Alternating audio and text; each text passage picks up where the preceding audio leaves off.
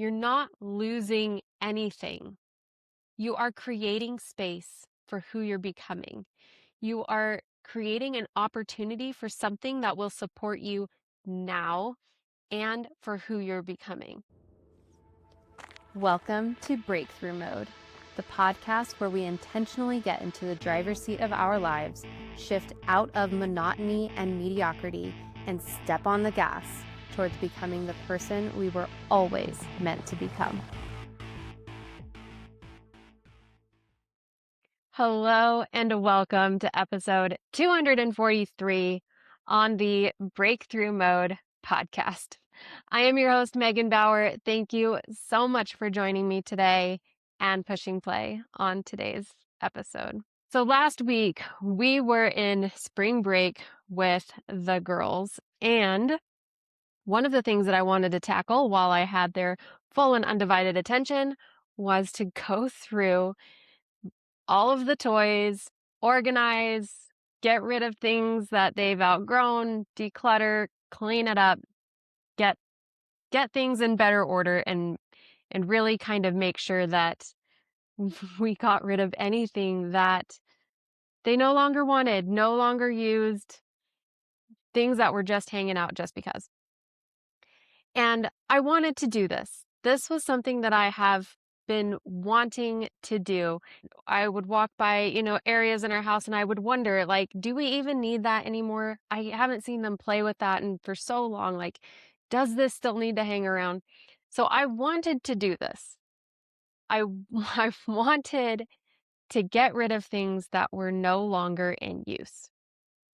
And for some of the things that they decided they no longer wanted or needed, it felt like a relief. Hallelujah. We don't have to trip over this anymore. Hallelujah. This doesn't need to take up space anymore.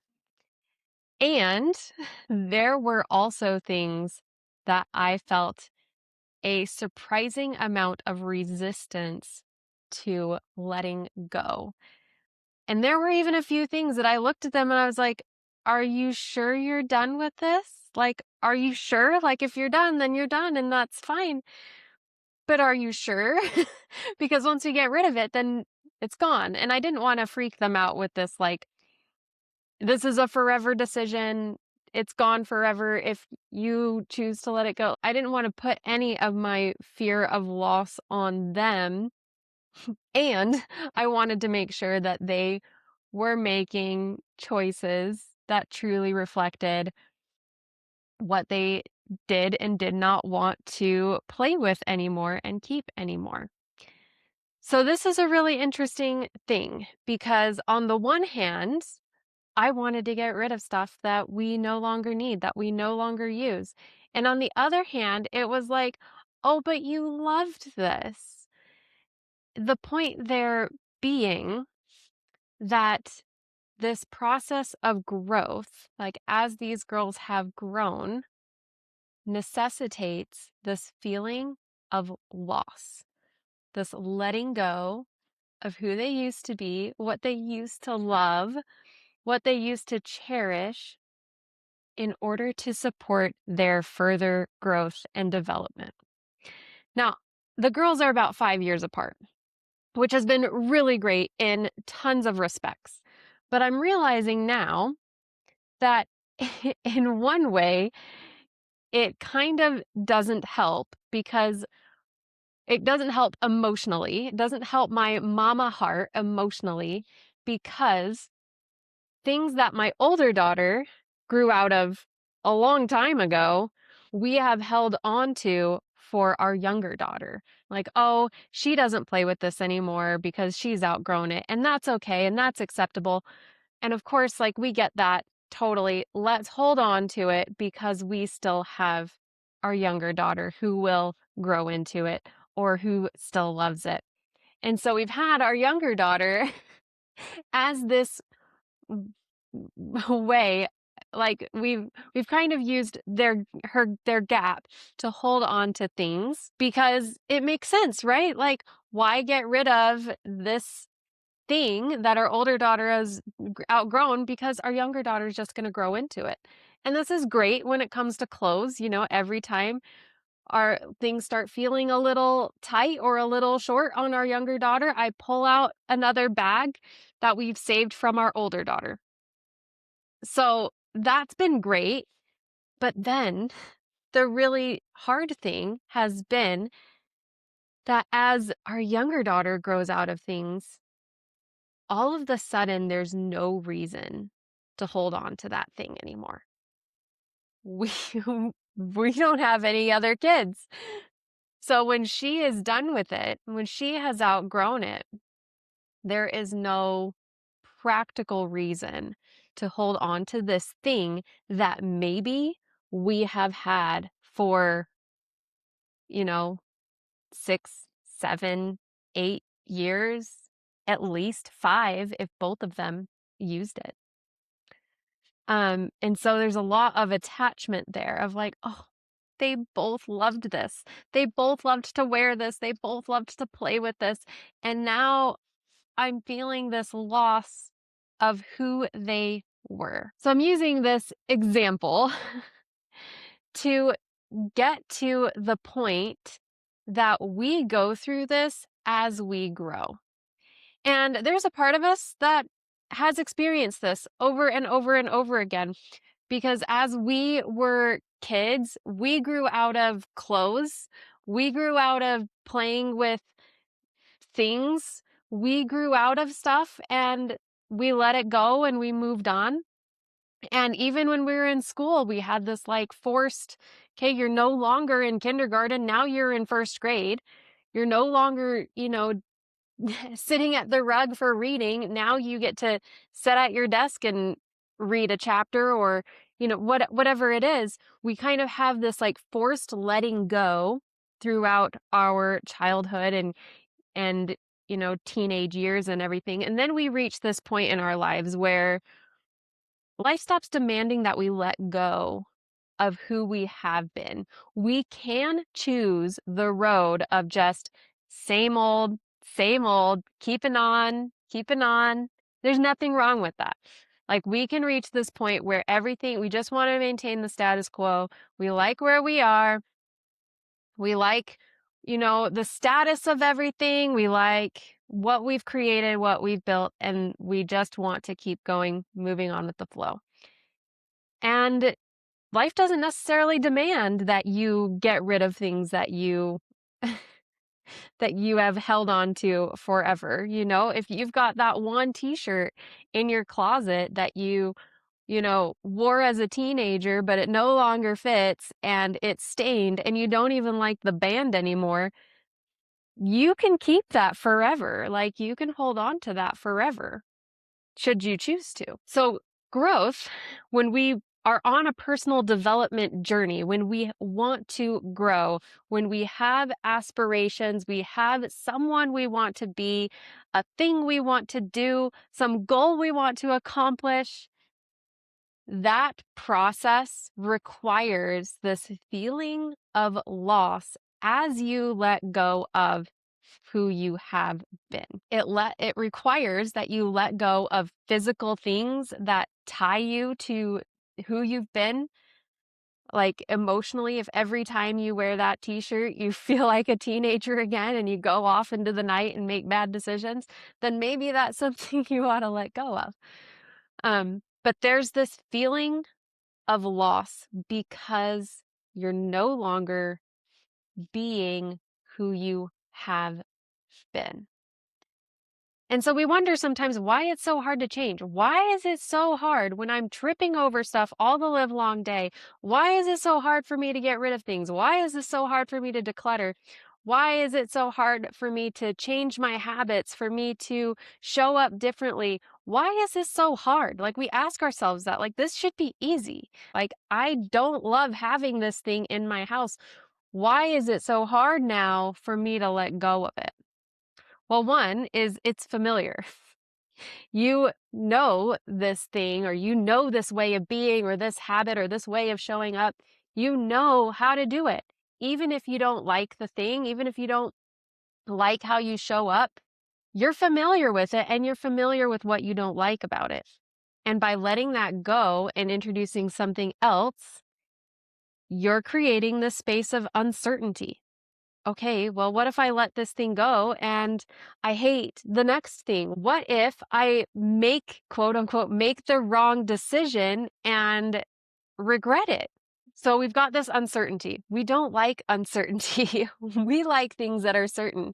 And that's one of the reasons why a lot of people don't want to change. They don't want to go after the goals. They don't have any of that desire because the uncertainty of creating something new, the uncertainty of the possibility of failure, or the possibility of judgment, or the possibility of showing up to something and finding yourself lacking or whatever, all of this uncertainty is enough for people to say, no thanks. I'd really rather not. And that's just fine. There's nothing wrong with that.